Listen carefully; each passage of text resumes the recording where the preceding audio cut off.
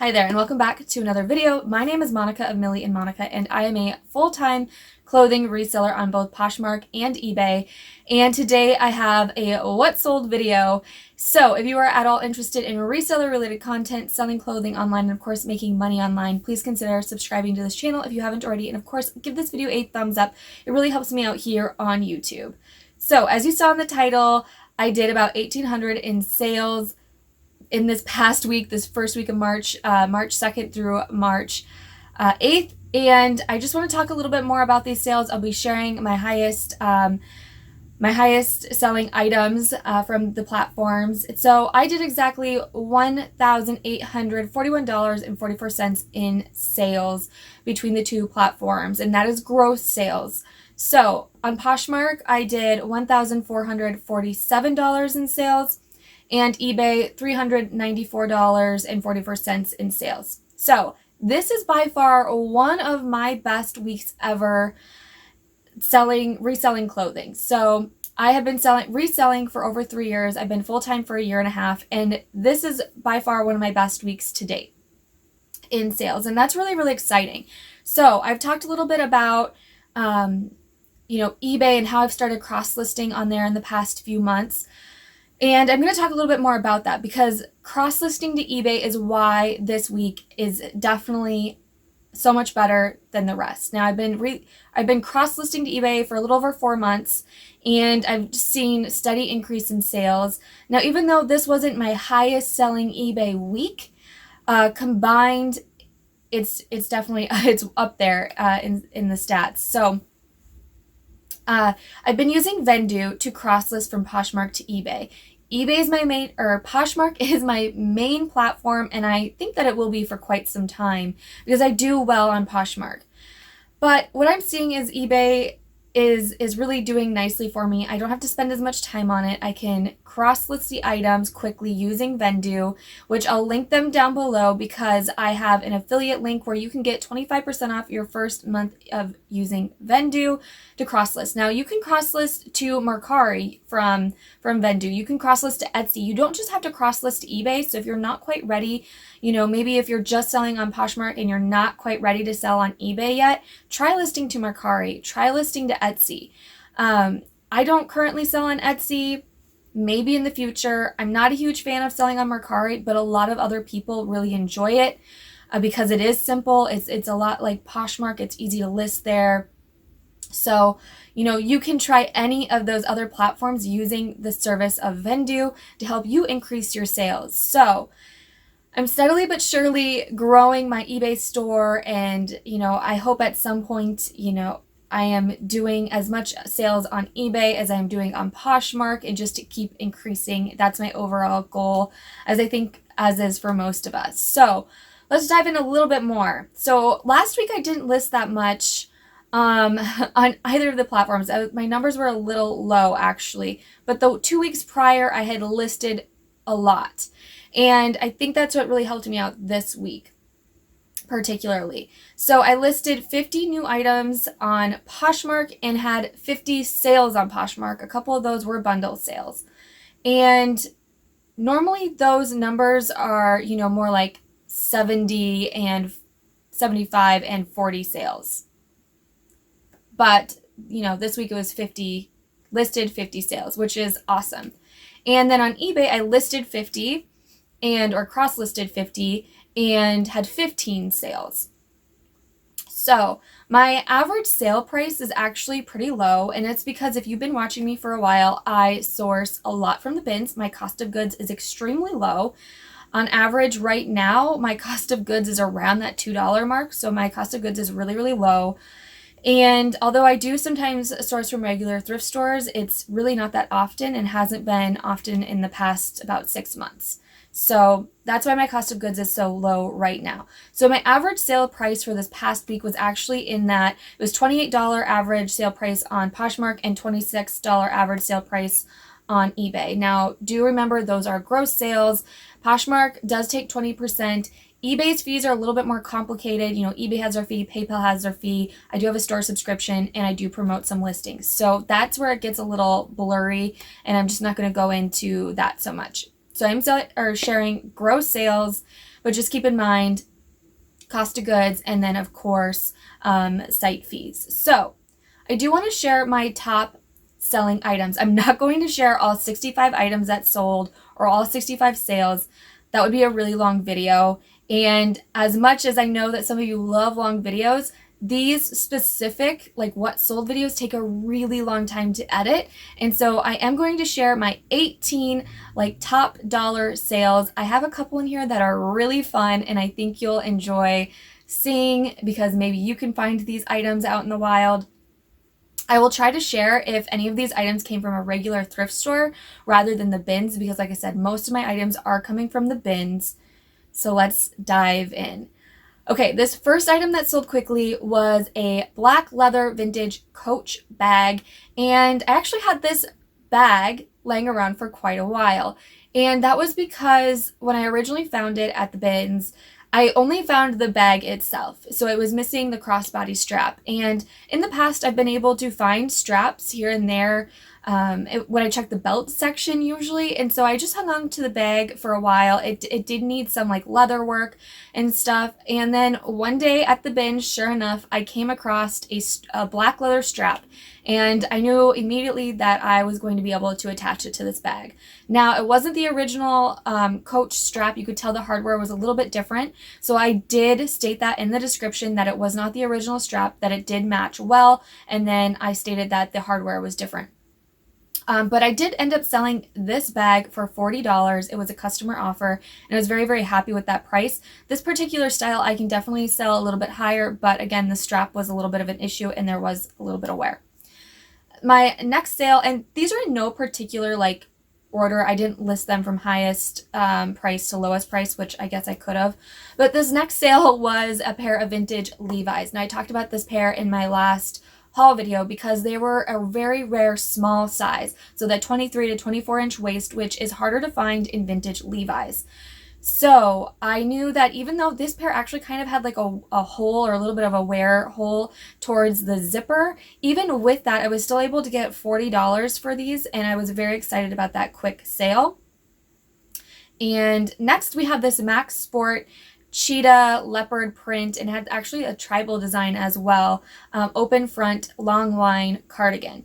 This was actually a cardigan from my own closet. I did purchase it for myself at, I think it was TJ Maxx or Marshall's. I think I probably paid around $20 for it for myself, keep in mind. And I wore it a few times and I realized I just wasn't wearing it enough. So I did list it and it sold for $43. So this is one of those items where I still made my money back and I still made a little bit of money, but this wasn't like one of those items that I really purchased for resale. Okay, next is this was a really exciting one. So this was a bag, a Dooney Bourke bag, and it was the medium Florentine satchel bag, and it had the two front pockets. This was an extremely heavy bag. I wanted to keep it for myself, and I actually did use it a couple times just to see if I would like it, and to be honest, it was just too heavy for my particular taste and style.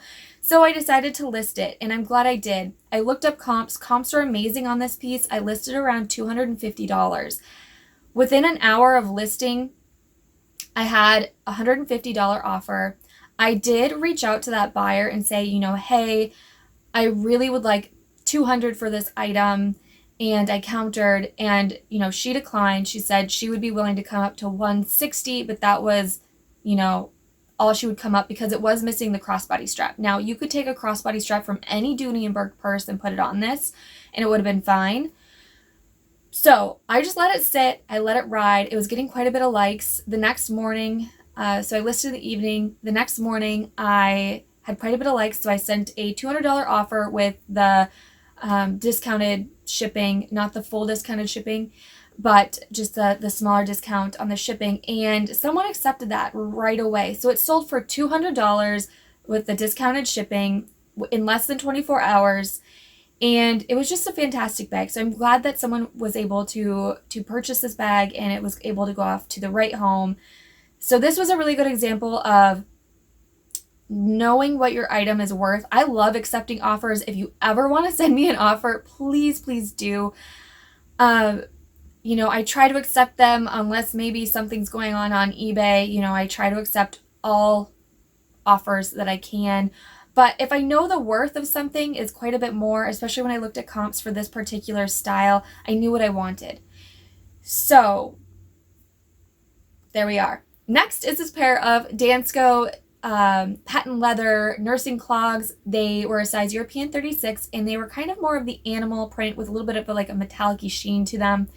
And they sold full price for $50, which is a really exciting. I love picking up Danskos. I never know, how they're really going to sell. Sometimes you can get 30 to 35 and, or like this pair, they can sell full price for $50. So I think that's awesome.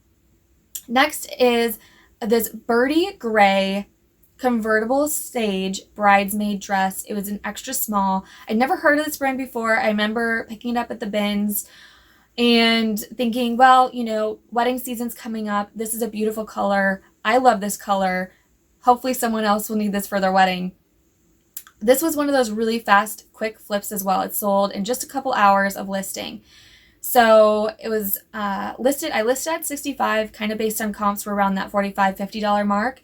So I listed a little high at $65, and within a few hours, I had a $50 offer, which I quickly accepted.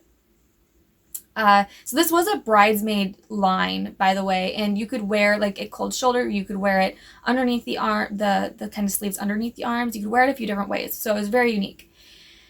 Next was this pair, and I'm hoping I'm not going to butcher the name, of John Fluvog. They were the red leather lace-up boots, and this was a pair that actually purchased at a regular Goodwill store. Goodwill wanted $15 for them, and I actually had a 50% off coupon, so I did use it on that particular pair of boots. So I did pay about $7.50, I guess, for this pair of boots. I did list these very high because there wasn't really anything like them listed. They're size 10.5. I did list them, I think, around the $165 mark, and they've been listed about a month and lots of likes, and I've gradually been offering like 10%, 20%, and then over the weekend I offered 30%, and someone accepted $115 offer to liker discount on that. So I was really, really happy with that flip. That's a great example of finding just the right item at a regular Goodwill store and getting a really good return. So next is a bundle sale, and so both items sold together for $50. This first pair of shoes was a pair of BCBG Generation black leather slides, and they sold together with this beautiful Brian Emerson cashmere cardigan. This was like a redone cardigan, so the brand had recycled different cashmere sweaters to make this beautiful kind of color block patchwork cardigan. So together the two items did sell for $50, and I was really happy to see them go off to their new home. Next is probably one of my favorite cardigans. I love really unique vintage sweaters like this one. So this was a vintage woodland cabin. It was kind of a creature sweater. So it had bunnies and like a deer and owl on it. And so just very unique and had nice heavy knit. It was size large, and it sold for $35 via customer offer. Next is another pair of Levi's. So this is a pair of vintage Levi's. Again, they were the 501 button fly. And they were a smaller size as well, but they were a little bit darker wash. And I do find that the darker washes don't do as well as the lighter washes. All in all, these Levi's, there's so many things that are very particular about which styles and what types do better.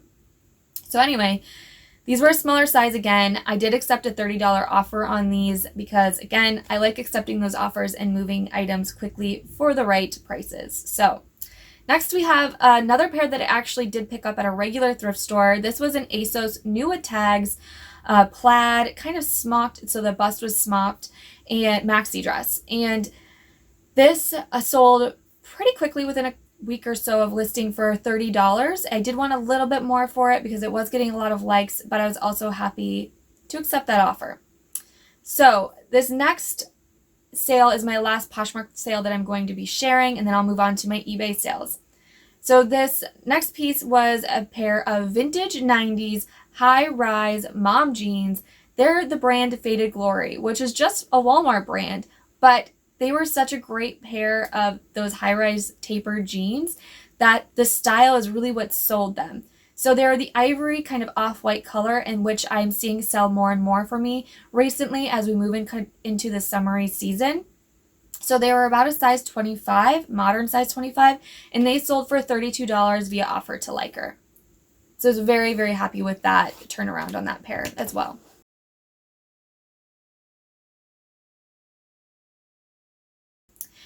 And next we're going to go into now eBay. So I'm going to share my highest 5 selling eBay sales. I was really excited with all of these sales.